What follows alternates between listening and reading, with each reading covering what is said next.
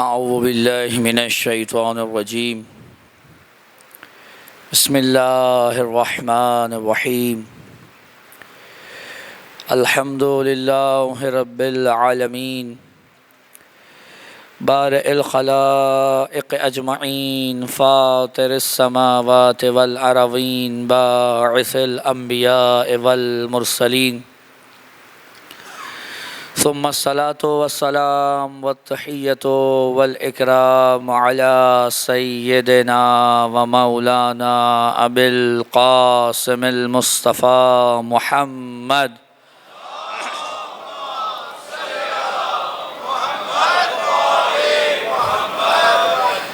وعلى أهل البيت الطيبين الطاهرين المعصومين المظلومين المنتجبين المنتخبين ولعنة الله على أعدائهم أجمعين من الأولين والآخرين يا رب العالمين. أما بعد فقد قال سبحانه وتعالى في محكم كتابه المجيد أعوذ بالله من الشيطان الرجيم بسم الله الرحمن الرحيم إنما يريد الله ليذهب عنكم الرجس أهل البيت ويطهركم تطهيرا.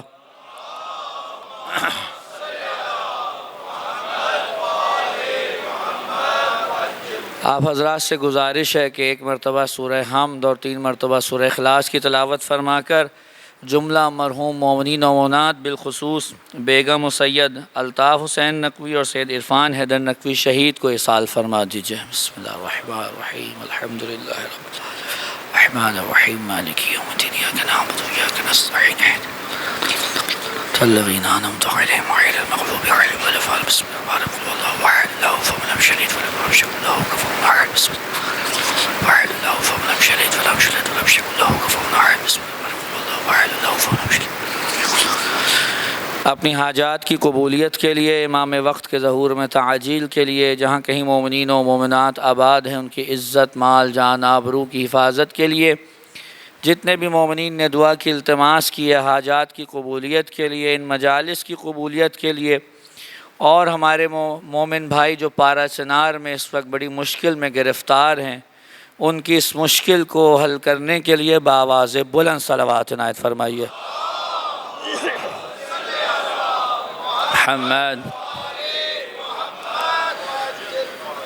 عزیزان محترم، پروردگار عالم کا صد شکر کہ اس نے ایک مرتبہ پھر ان ہستیوں کے ذکر کا موقع دیا کہ جن کے ذکر کو خود پروردگار نے زندہ رکھا ہوا ہے.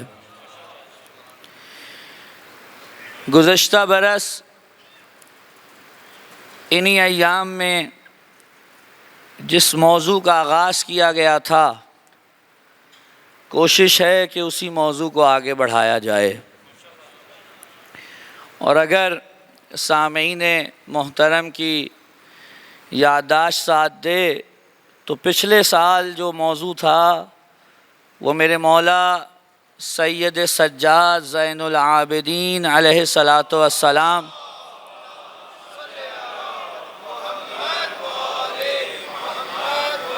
کا وہ خطبہ تھا جو میرے مولا نے دربار یزید میں دیا تھا. چونکہ یہ ایام سجادیہ ہیں اور میرے مولا سے منسوب ہیں لہٰذا کوشش یہی ہے کہ وہ بات کی جائے کہ جو امام سے کسی نہ کسی طور تعلق رکھتی ہو. لیکن اس موضوع کے ساتھ ساتھ ایک اور چیز میرے پیش نظر ہے اور وہ یہ ہے کہ جس طریقے سے آج کل امامت کے اوپر جگہ جگہ سے حملے ہو رہے ہیں اور عقیدہ امامت کو ٹھیس پہنچانے کے لیے اور ہمارے جوانوں کے بالخصوص عقیدوں کو مجروح کرنے کے لیے جس طریقے سے دشمن کی یلغار ہے اگر اس کی طرف بھی نظر نہ رکھی جائے اور اس پہ بند نہ باندھا جائے تو یقیناً یہ ایک واجب ہے کہ جو ہم سے خطا ہوگا.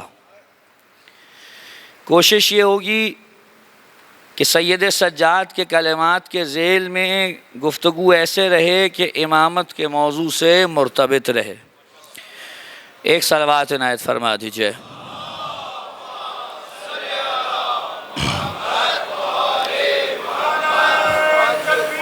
اللہ اکبر، اللہ اکبر، یا رسول اللہ، یا رسول اللہ، یا علی، یا علی، یا علی، یا علی۔ ایک صلوات عنایت فرمائیے محمد وآل محمد پر۔ آج ویسے ہی تاخیر سے بیٹھا ہوں تو کوشش یہ ہے کہ جتنا آپ تک منتقل ہو سکے۔ توجہ ہے حضرات کی؟ جناب، اگر یاد ہو تو پچھلے سال امام سید سجاد کے یہ جملے نقل کیے تھے۔ امام نے فرمایا تھا کہ اللہ نے ہمیں 6 چیزیں عطا کی ہیں، علم دیا ہے، حلم دیا ہے، سماحت دی ہے، فصاحت دی ہے، شجاعت دی ہے، اور مومنین کے قلوب میں ہماری محبت کو رکھا ہے۔ یہ پچھلے سال کی ساری گفتگو کا خلاصہ ہے۔ توجہ فرمائیں حضرات۔ اب آپ کی خدمت میں عرض کرنا یہ چاہتا ہوں کہ امام نے ایک دعویٰ کیا ہے کہ اللہ نے ہمیں یہ صفات عطا کی ہیں، تو اس دعوے کے بعد فوراً ضروری ہے کہ امام ان صفات کے حامل افراد کا بطور مصداق تعارف کرائیں، کہ جن کے اندر علم بھی ہو، حلم بھی ہو، سماعت بھی ہو، شجاعت بھی ہو، فصاحت بھی ہو، جن کی محبت کو خدا نے مومنین کے قلوب میں رکھا ہو۔ اب امام نے یہاں سے شروع کیا، وَفُوِّلْنَا بِأَنَّا مِنَّا النَّبِيَّ الْمُخْتَارِ محمد۔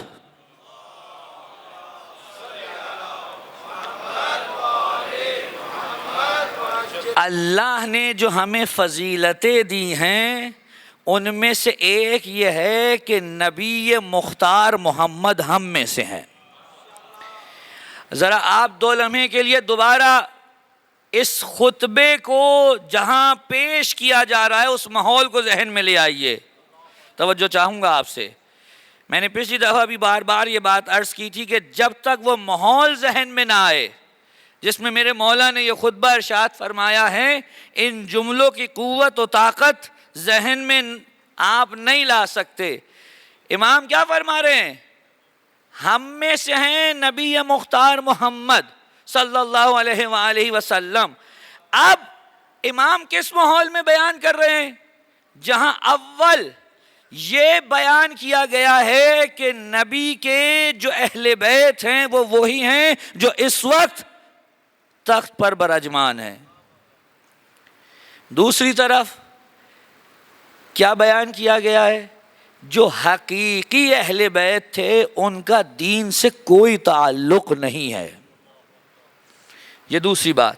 آپ جانتے ہیں بزرگان جوان جب جناب امیر کی شہادت کی خبر پہنچی ہے شام میں تو کہنے والوں نے یہ کہا تھا کہ علی کا مسجد سے کیا لینا دینا، علی مسجد میں کیا کر رہے تھے، علی کیا نماز بھی پڑھتے تھے۔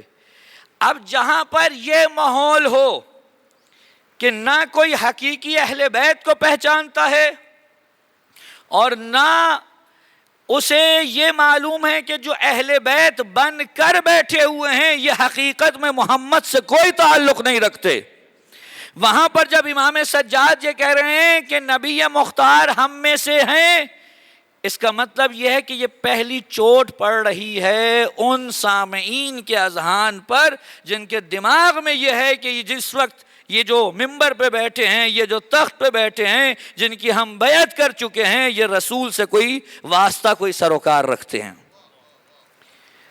عجیب مرحلہ ہے خدا کی قسم۔ سید سجاد نے پہلی شخصیت جس کا نام لیا وہ رسول ہیں، اور شروع کہاں سے کیا؟ نبی سے۔ توجہ چاہوں گا، کیوں؟ توجہ فرمائیں۔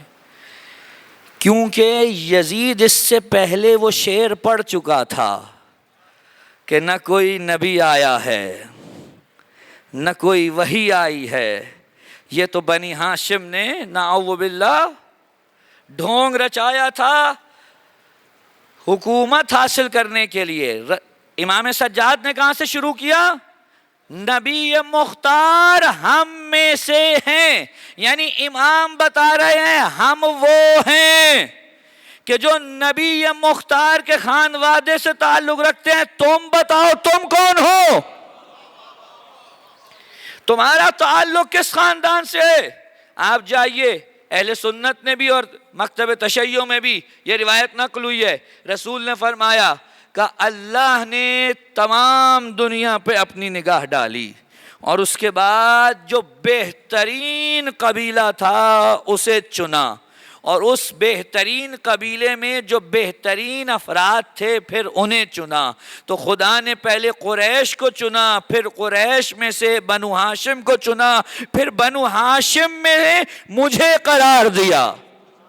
توجہ چاہتا ہوں، یہ انتخاب چلا آ رہا ہے. سوال، جن افراد نے یہ کہا کہ امامت کے لیے ہمیں قریشی چاہیے اور دلیل یہ پیش کی کہ امامت قریشی کو ہی مل سکتی ہے چونکہ قریش رسول کے رشتہ دار اور قرابت دار ہیں، تو جس دلیل کی بنا پر قریش کو حکومت و خلافت دی گئی، اس دلیل کی بنا پہ تو بنو ہاشم سب سے زیادہ حقدار تھے. توجہ فرمائیں.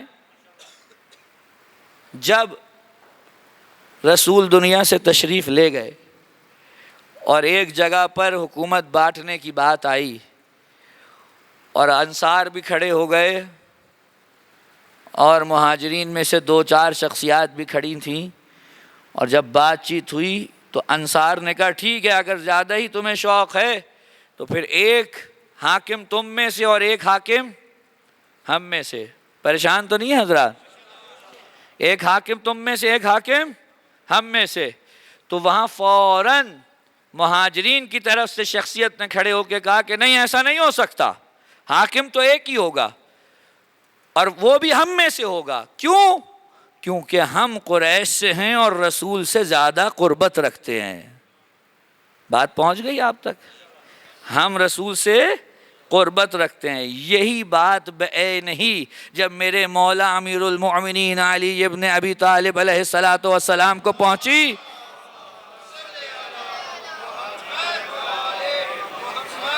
کہ اگر ان کی یہی دلیل ہے تو اس دلیل کی بنا پہ سب سے زیادہ حقدار ہمیں،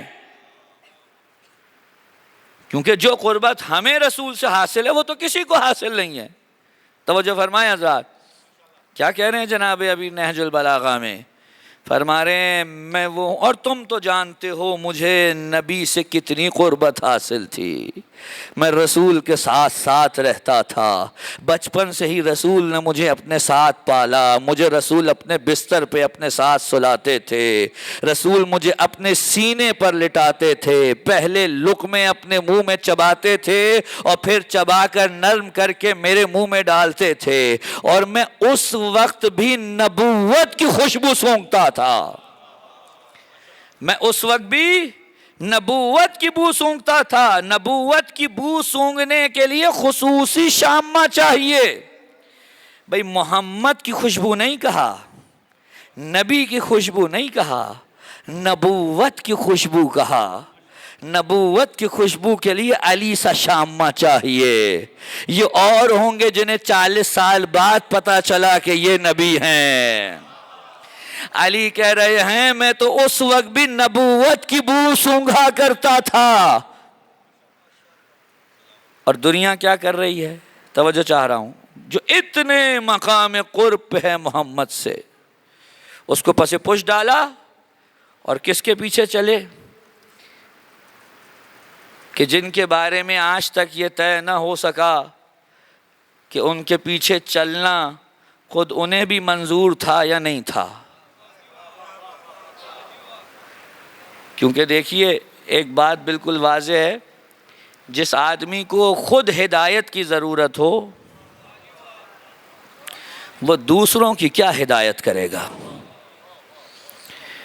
اگر میں خود اپنی ہدایت کے لیے کسی دوسرے پہ بھروسہ کروں تو اس کا مطلب یہ ہے کہ مجھے کسی طرح حق نہیں پہنچتا کہ میں دوسرے کے لیے ہادی بن جاؤں۔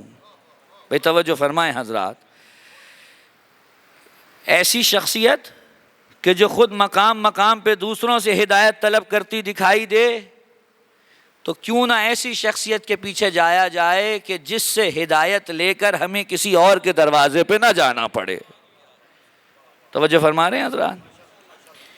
یہ جو جملے بعض اوقات آپ سنتے ہیں، روایات میں ملتے ہیں، یہ جملے بڑی اہمیت کے حامل ہیں، لوگ ان پہ توجہ نہیں دیتے۔ مثلا اگر کچھ ایسا ہو کہ میں یہاں سے سفر پہ نکلوں اور مجھے یہاں سے مثال کے طور پہ اسلام آباد جانا ہو، اور میں کہوں کہ جناب مجھے تو ہوائی جہاز میں جانا ہے، اور ٹکٹ لوں اور جا کر بیٹھ جاؤں، اور بیٹھنے کے بعد کہوں کہ جناب اب کچھ دیر انتظار کیجئے، اور انتظار کے بعد مجھے اندر کہا جائے کہ آئیے اب جہاز تیار ہے، اور جہاز میں بیٹھوں، کہیں جی آپ اپنی پیٹیاں کس لیجئے، اور کچھ دیر کے بعد یہاں سے پرواز جہاز بھر کے اتنے 20,000 فٹ کی بلندی پہ پرواز کرتا ہوا اسلام آباد پہنچ جائے گا۔ اب میں آرام سے بیٹھ جاؤں، اور بیٹھنے کے بعد کچھ دیر کے بعد جب جہاز کافی اوپر اڑان بھر لے، تو جو کارپٹ میں بیٹھا ہوا پائلٹ ہو، اگر وہ وہاں سے یہ کہہ دے کہ اے لوگوں میں تم سے بہتر نہیں ہوں،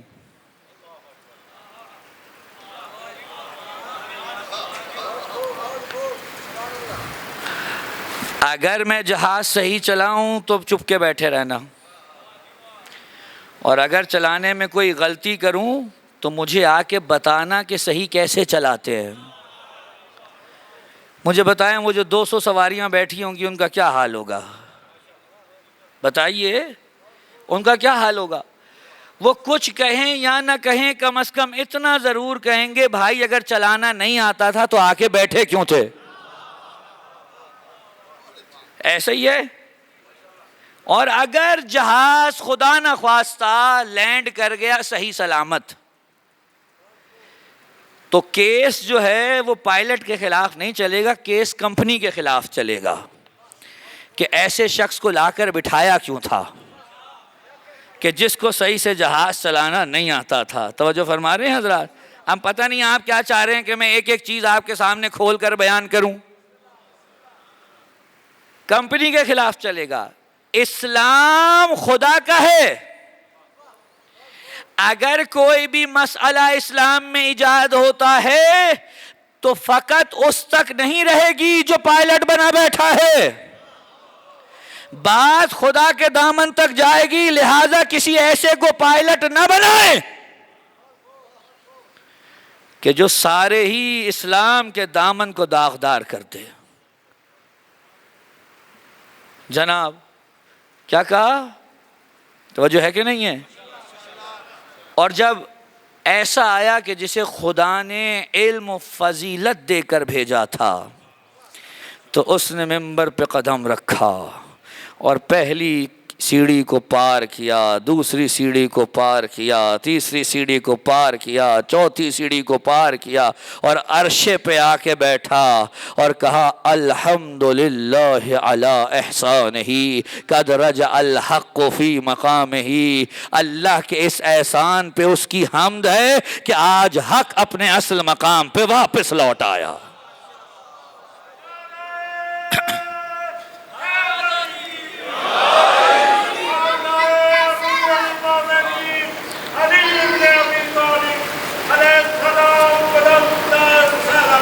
اللہم صلی علی محمد۔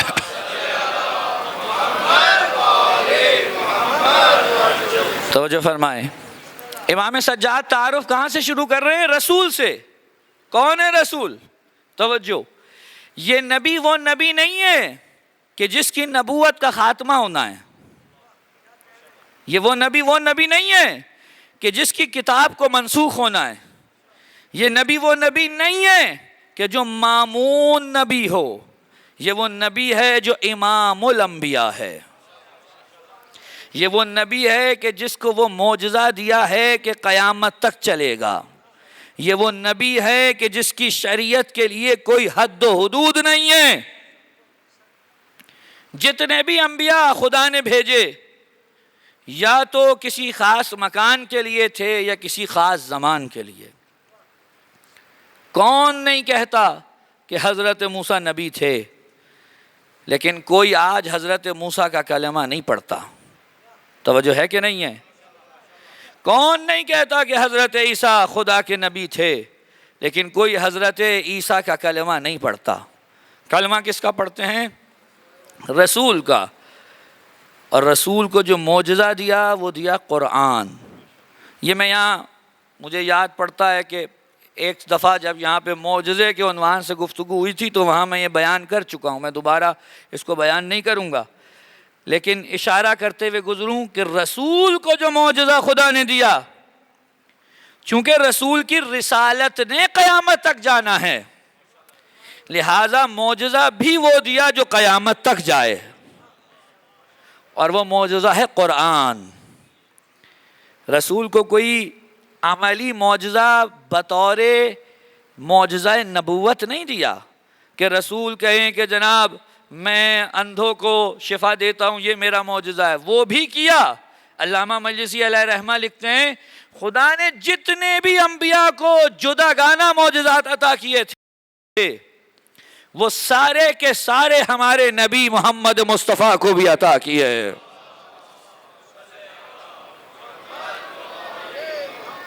وہ سب کے سب رسول کو بھی عطا کیے، لیکن رسول نے اپنی نبوت کی دلیل کے طور پہ قرآن مجید کو پیش کیا، اور قرآن نے یہ دعویٰ کیا کہ اگر تم میں سے کوئی ہے جو اس کا جواب لا سکے تو لے کے آؤ۔ اور کتنا آسان دعویٰ ہے، توجہ ہے کہ نہیں ہے؟ آج کل آپ دیکھ رہے ہیں ماشاءاللہ الحاد کا ایک ٹرینڈ چلا ہوا ہے، بڑے بڑے لوگ ملحد ہوتے ہیں، اور جو غیر شیعہ ملحد ہیں، توجہ ہے کہ نہیں؟ خدا کرے میرا یہ جملہ پہنچے، جو غیر شیعہ ملحد ہیں ان کو شیعہ ملحدوں سے ایک یہ بڑی مصیبت رہتی ہے کہ سارا سال جو ملحد رہتے ہیں اور جیسے ہی محرم آتا ہے تو یہ شیعہ ہو جاتے ہیں۔ توجہ ہے کہ نہیں؟ یہ فوراً شیعہ ہو جاتے ہیں۔ کیوں؟ کہیں نہ کہیں امام حسین نے اسے ایسا کس کے پکڑا ہوا ہے کہ وہ کسی چھوٹی سی چھوٹی چیز کی وجہ سے بھی امام حسین سے ہاتھ اٹھانے کو تیار نہیں ہے۔ اور یہ میں آپ کو ایک بات واضح طور پہ بتا رہا ہوں، اگر ہمارے درمیان میں کوئی ایسا خدا نخواستہ ہو یا کسی کے خاندان میں خدا نخواستہ ایسا کوئی سلسلہ ہو تو یہ ذہن میں رکھیے گا امام حسین وہ آخری چیز ہیں کہ جو اس کے ہاتھ سے رخصت ہوگی۔ اگر امام حسین بھی چلے گئے اس کا مطلب ہے اب پلٹنے کا کوئی راستہ بچا ہی نہیں ہے، ورنہ امام حسین جیسی ہستی پکڑ کے رکھتی ہے۔ جیسے خدا نے امام حسین کو یہ ڈیوٹی دی ہو، اے حسین جو میرے در سے بھی بھاگنے لگے اسے گھیر کے لانا تمہاری ذمہ داری ہے۔ صلوات پڑھے محمد و آل محمد پر۔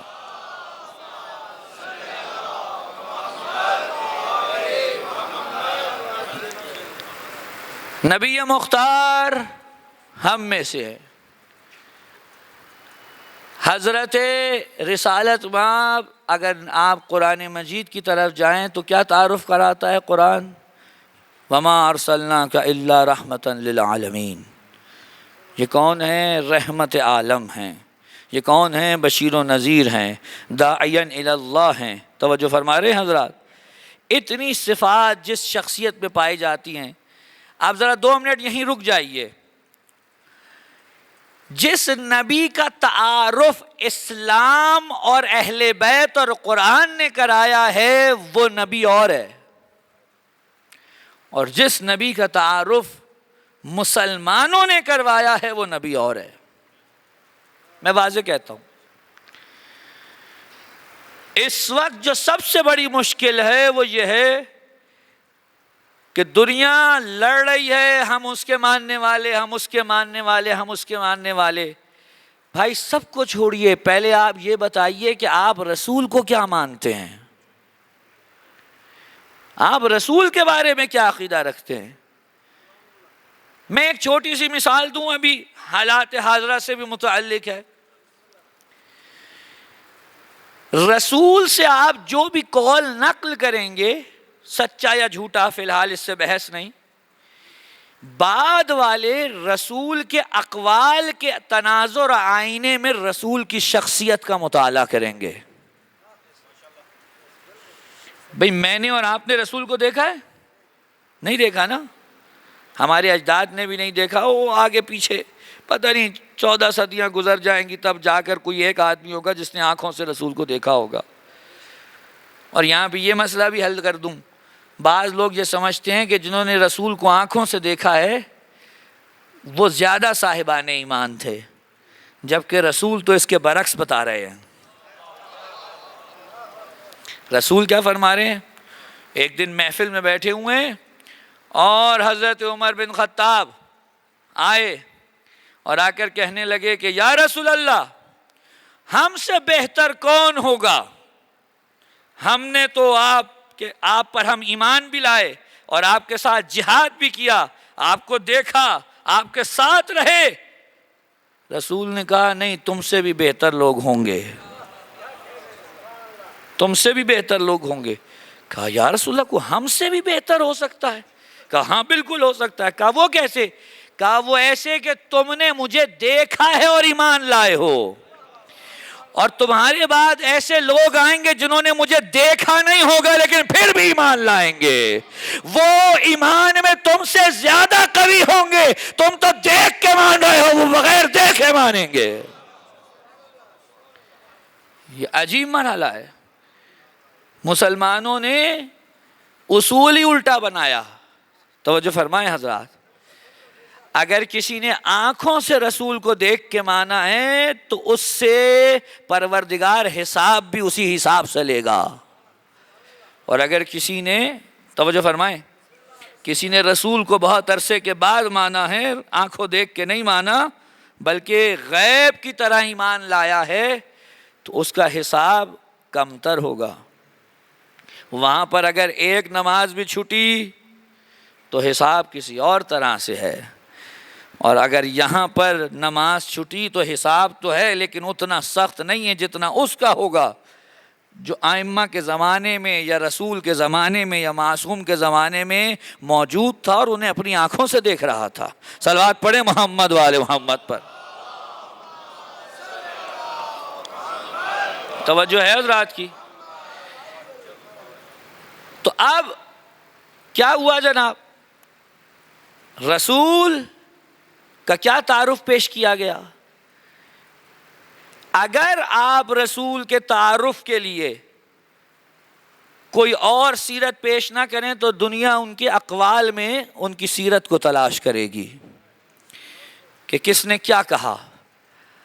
اب آپ ذرا 2 لمحے کے لیے تصور کریں کہ کوئی رسول سے یہ نقل کرے کہ نعوذ باللہ من ذالک، وہ رسول جو ظلم مٹانے آیا ہے، وہ رسول جو ظالمین کو چکنا چور کرنے آیا ہے، وہ جو عدل و عدالت کا بول بالا کرنے آیا ہے، وہ جو قرآن کی تعلیمات پہنچانے آیا ہے، وہ جو پروردگار جیسے عادل کی عدالت کا مظہر بن کے آیا ہے، اس رسول سے کوئی یہ نقل کرے کہ تمہارے اوپر جیسا بھی حاکم مسلط ہو،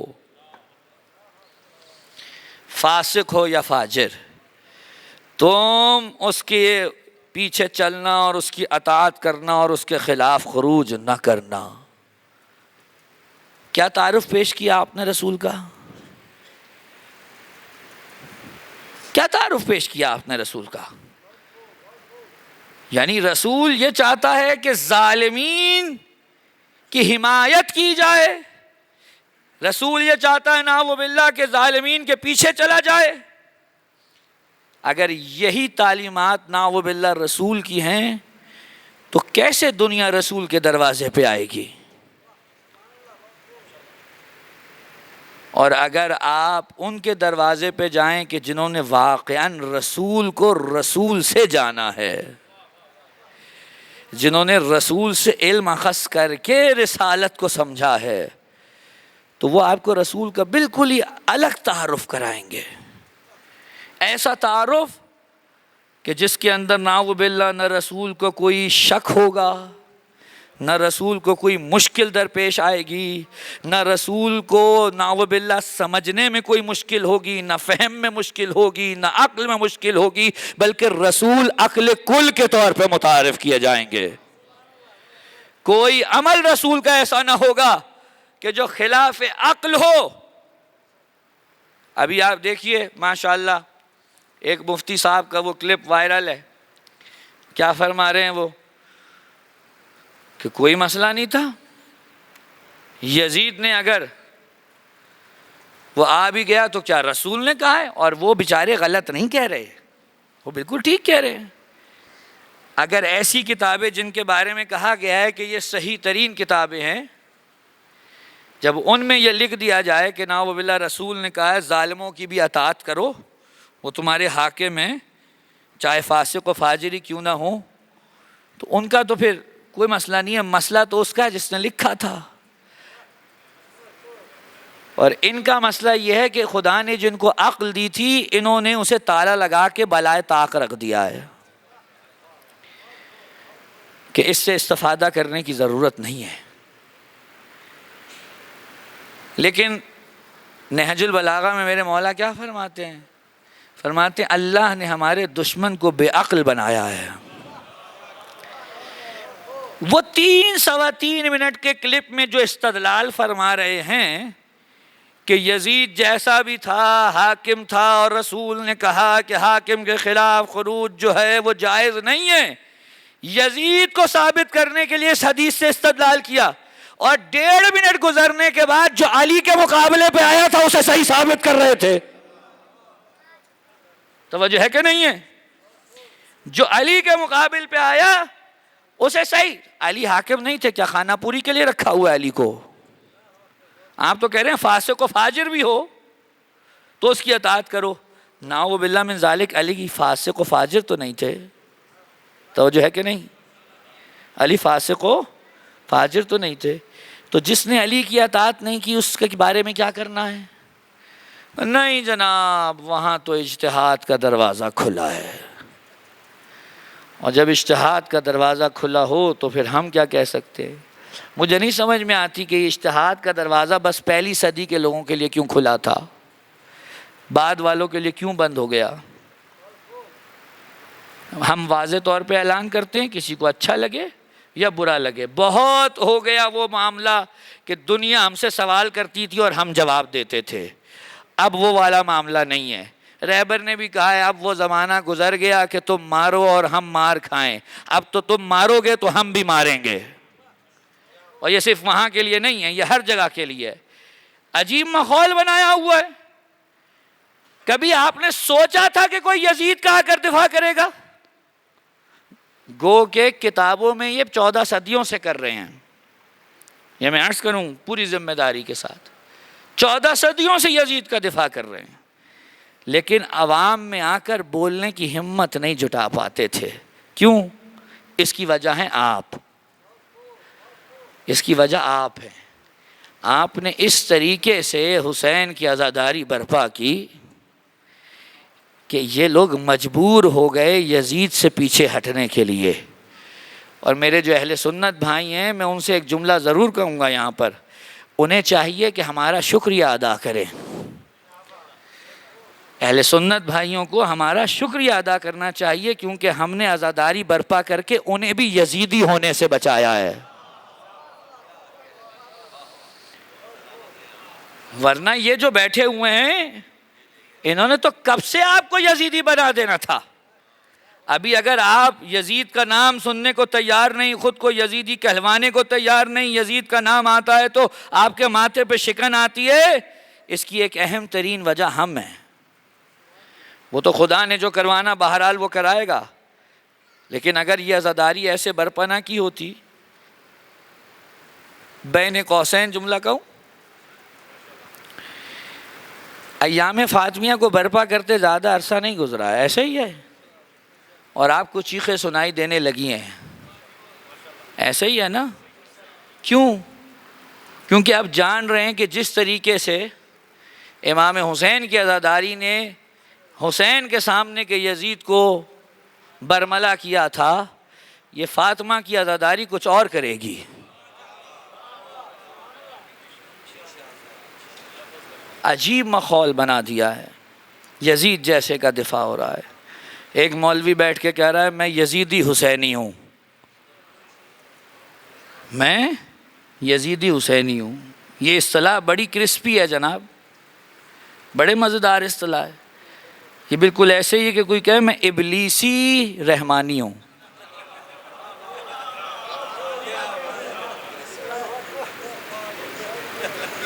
کیا چاہتے ہیں آپ؟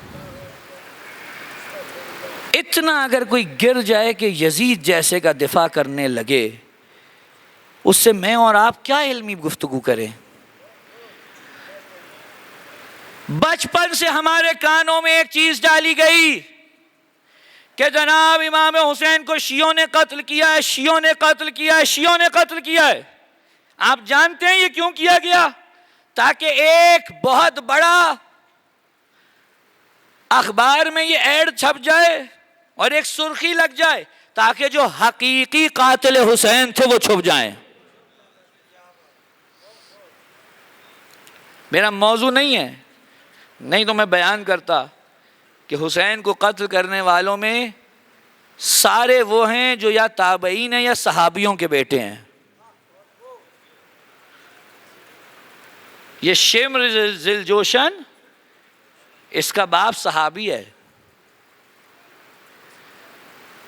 یہ عمر ابن سعد اس کا والد صحابی رسول ہے، اور بعض نے تو لکھا خود بھی صحابی ہے۔ یہ ابن سنان یہ تابعین میں سے ہیں، توجہ فرمائیں حضرات۔ محمد ابن اشعث ابن قیس کندی صحابی کا بیٹا بھی ہے اور خلیفہ اول کا بھانجا بھی ہے۔ آپ کس چیز کو چھپانا چاہتے ہیں؟ امام سجاد نے کیا کہا؟ نبی مختار ہم میں سے ہیں۔ وہ بیان کرنا چاہتے ہیں کہ تم کہاں ہو یہ دیکھو اور ہم کہاں ہیں یہ دیکھو۔ جس نبی کا تعارف اہل بیت نے کرایا اسے پس پوش ڈال کے اپنی تئیں ایک نیا تعارف گھڑا گیا۔ پہلے وحی کی ہی داستان سن لیجئے۔ کیا سنا ہوں آپ کو پہلے وحی کی داستان؟ سینہ چاک کیا گیا، یہ کیا گیا، وہ کیا گیا، یہ ہوا، وہ ہوا۔ کس سے پوچھا جا رہا ہے؟ جو پہلی وحی نازل ہونے کے 21 سال کے بعد مسلمان ہوا۔ اس علی سے کیوں نہیں پوچھ رہے کہ جو کہہ رہا ہے خطبہ قاسیہ میں کہ جب پہلی وحی نازل ہوئی تھی میں وہیں موجود تھا؟ نہج البلاغہ میں خطبہ قاسیہ میں میرے مولا نے فرمایا جب پہلی وحی نازل ہوئی میں وہیں موجود تھا۔ جب وحی نازل ہوئی ایک چیخ کی آواز سنائی دی۔ میں نے رسول سے پوچھا یا رسول اللہ یہ چیخ کس کی ہے؟ کہا یہ شیطان کی چیخ ہے، ابلیس کی چیخ ہے۔ اب جب کہ مجھ پہ وحی اول نازل ہوئی تو وہ اپنی عبادت کروانے سے نا امید ہو گیا۔ اور اب رسول کیا فرماتے ہیں؟ یا علی جو میں سنتا ہوں وہ تو سنتا ہے، جو میں دیکھتا ہوں وہ تو دیکھتا ہے، بس فرق یہ ہے میں نبی ہوں اور تو میرا وزیر ہے۔ اس پوری داستان میں کہاں علی نے کہا کہ رسول گھبرائے؟ کہاں کہا کہ رسول کو پڑھنا نہیں آتا تھا؟ کہاں کہا کہ رسول کا اطمینان چھن گیا؟ نعوذ باللہ یہاں تک کہ رسول نے خودکشی کرنے کی کوشش کی۔ یہ تعارف اہل بیت نے کرایا ہے کہ جب چیخ کی آواز سنائی دی تو اس وقت بھی رسول جانتے تھے یہ چیخ کس کی ہے۔ ایک طرف رسول کو عالم بتایا جا رہا ہے، دوسری طرف نعوذ باللہ رسول کو جاہل بتایا جا رہا ہے، اور مسلمان اس طرف چل دیے کہ جہاں پر رسول کی تنقیص ہو رہی ہے۔ آپ رسول کو جب مانیے حضور، رسول کو نہیں مان سکتے تو پھر کچھ بھی مانتے رہیے، کوئی فائدہ نہیں ہے۔ پورے کا پورا دین محمد کی زبان پہ ٹکا ہوا ہے. اگر ذرا برابر بھی رسول سے آپ نے بے وفائی کی، آپ کی نمازیں روزے سب اکارت ہے. عقیدہ نبوت ہی درست نہیں ہے تو آگے کیا ملے گا آپ کو؟ ہماری لاکھوں جانیں قربان ہو جائیں حضرت خزیمہ بن ثابت پر رضی اللہ تعالی عنہ. انہوں نے ہمیں وہ تعارف کرایا رسول کا کہ جو حقیقی تعارف ہے. رسول مدینے کے بازار سے گزر رہے ہیں اور دیکھا کہ سامنے کوئی شخص کھڑا اونٹ بیچ رہا ہے، اور رسول نے کہا کیا اونٹ بیچو گے؟ کہا جی بیچنے ہی تو کھڑا ہوں. کہا کتنے کا بیچو گے؟ کہا 2 درہم کا. 2 درہم کا بیچنے کا.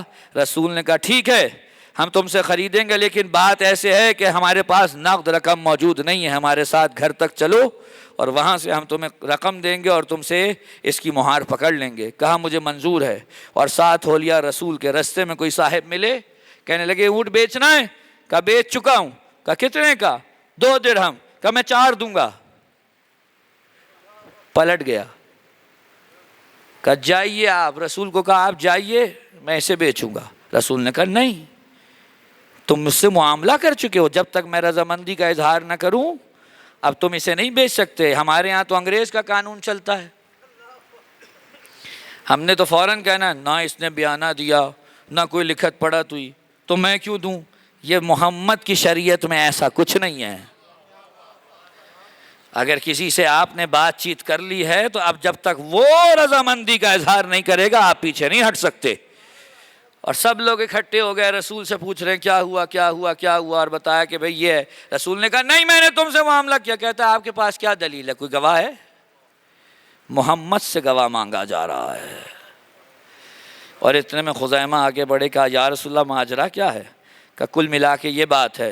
کہا یا رسول اللہ میں گواہی دیتا ہوں کہ آپ نے اس سے یہ اونٹ خریدا ہے. کہا تم نے تو دیکھا بھی نہیں تو گواہی کیسے دی؟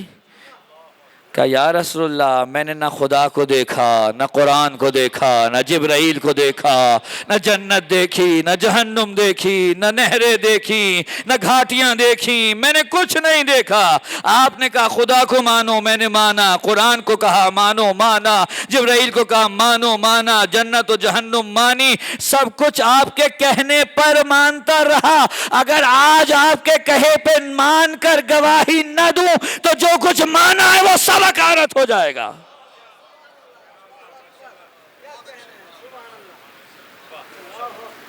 اب ہو سکتا ہے کوئی کہے کہ جناب علی انہوں نے جو شے عقیدت میں کہہ دیا تھا تو کہہ دیا تھا، اصل میں تو بات نہ بنی. رسول آگے بڑھے. کہا لوگوں سنو، اگر آج کے بعد خزیمہ کسی عدالت میں گواہی دینے آ جائے تو اس ایک کی گواہی 2 کے برابر. ذو الشہادتین ہو گئے اس دن سے. یہیں رک کے ایک جملہ سربستہ کہوں، جس نبی کا ایک عام صحابی رسول کے حق میں گواہی دے دے تو ماجرا یہ ہو جائے کہ وہ 2 گواہیوں والا ہو جائے. وہ کون سے مسلمان تھے جو فاطمہ کے گواہوں کو ٹھکرا رہے تھے؟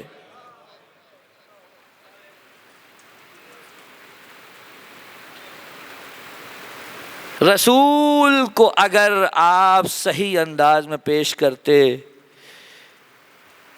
تو نہ یزید آتا اور نہ حسین جیسے کو شہید ہونا پڑتا.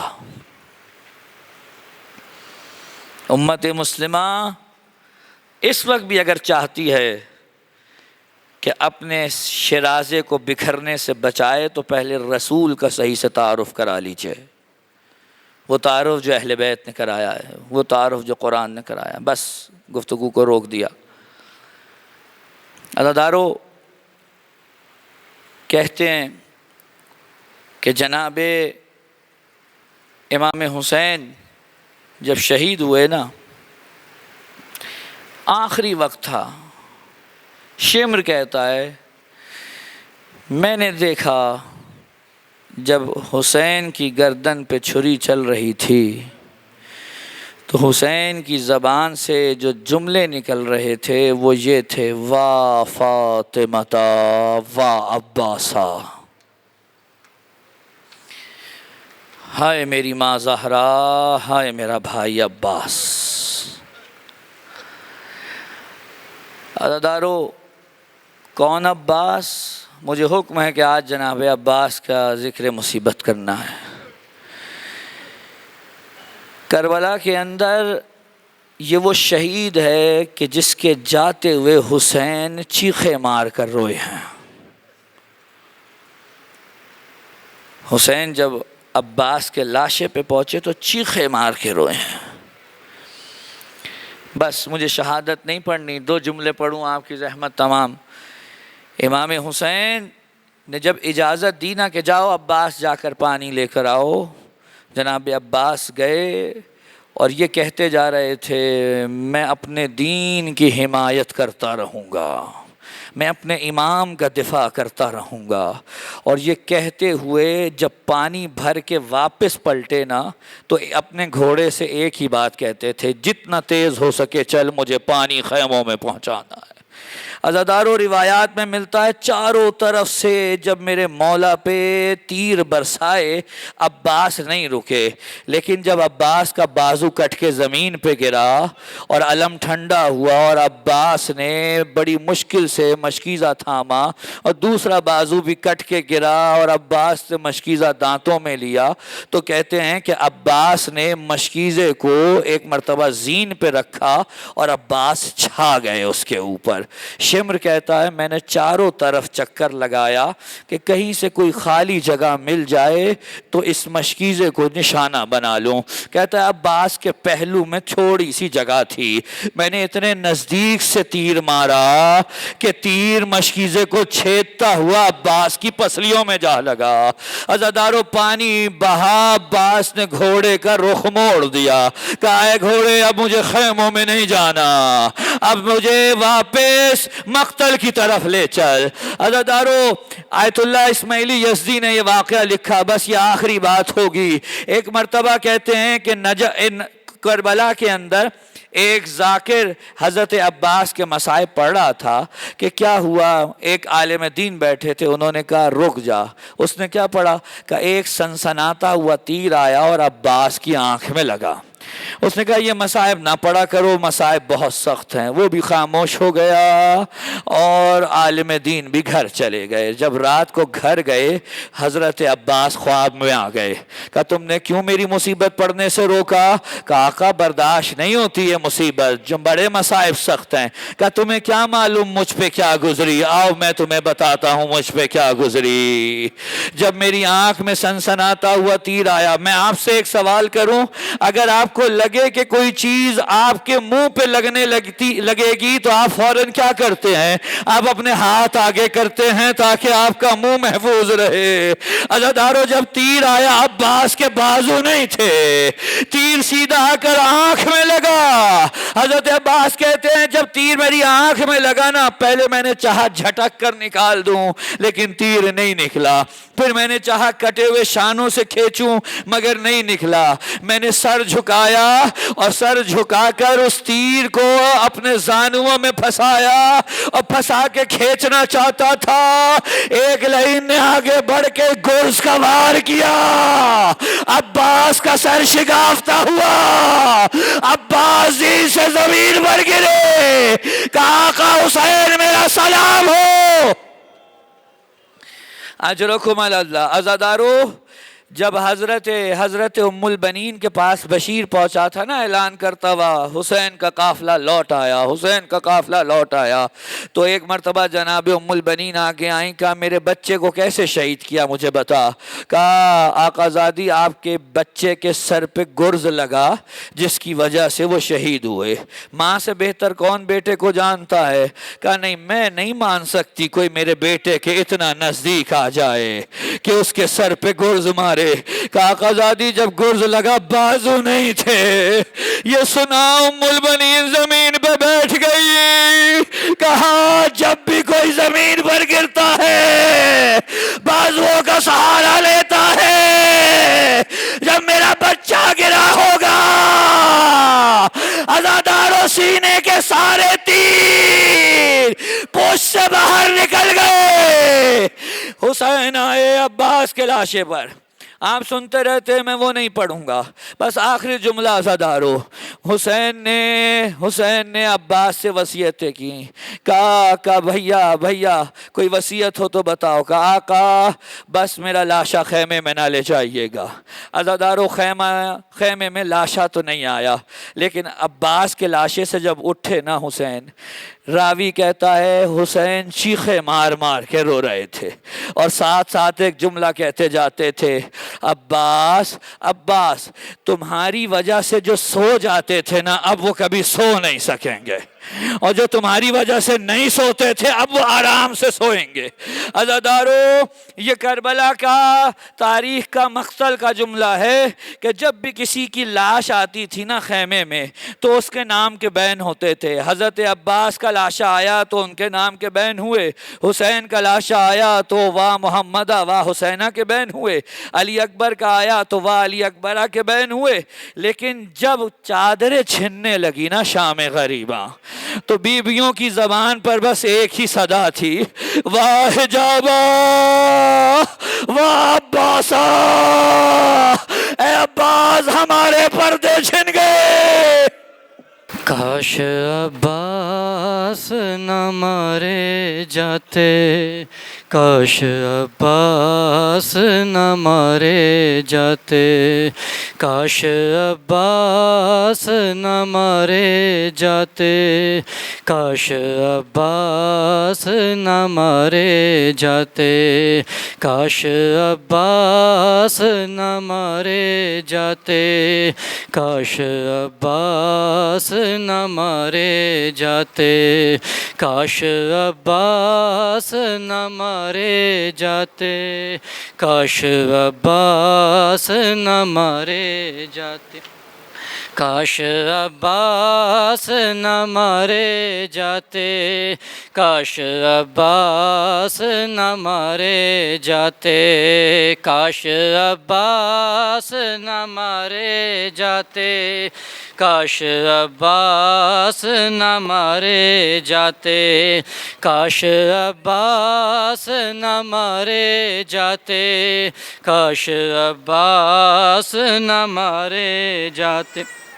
دونوں بازو وہ شہنشاہ وفا کے تھامے، لاش عباس پہ شبیر بکا کرتے تھے، بھائی تم بعد ہمارے جاتے، کاش عباس نہ مارے جاتے، کاش عباس نہ مارے جاتے، کاش عباس نہ مارے جاتے، کاش عباس نہ مارے جاتے، کاش عباس نہ مارے. اس طرح لگتی نا اکبر کے کلیجے میں سنا، اس طرح ہوتی نہ سادات کے خیموں میں فغاں، یوں نہ زینب کے سہارے جاتے، کاش عباس نہ مارے جاتے، کاش عباس نہ مارے جاتے، کاش عباس نہ مارے جاتے، کاش عباس نہ مارے جاتے، کاش عباس. گردن شاہ پہ یوں رن میں نہ خنجر چلتا، یوں نہ خورشید امامت سر مقتل ڈھلتا، یوں نہ سر نیزوں پہ سارے جاتے، کاش عباس نہ مارے جاتے، کاش عباس نہ مارے جاتے، کاش عباس نہ مارے جاتے، کاش عباس نہ مارے جاتے، کاش عباس ہوتے عباس دلاور تو نہ خیمے جلتے، شام غربت نہ سکینہ کو تماچے لگتے، گوشوارے نہ اتارے جاتے، کاش عباس نہ مارے جاتے، کاش عباس نہ مارے جاتے، کاش عباس نہ مارے جاتے، کاش عباس نہ مارے جاتے، کاش عباس ہوتے عباس تو چھنتی نہ ردا زینب کے پاؤں میں، عابد مضطر کے نہ بیڑی ڈلتی، تازیانے بھی نہ مارے جاتے، کاش عباس نہ مارے جاتے، کاش عباس نہ مارے جاتے، کاش عباس نہ مارے جاتے، کاش عباس نہ مارے جاتے، کاش عباس